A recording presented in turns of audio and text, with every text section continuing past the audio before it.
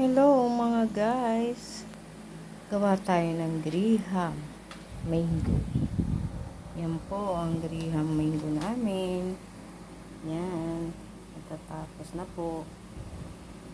Ano lang po yung condensed, saka Nestle cream, saka mango, saka yan po,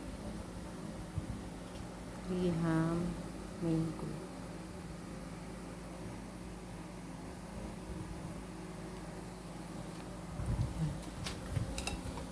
Ayan po natin, tatabunan po natin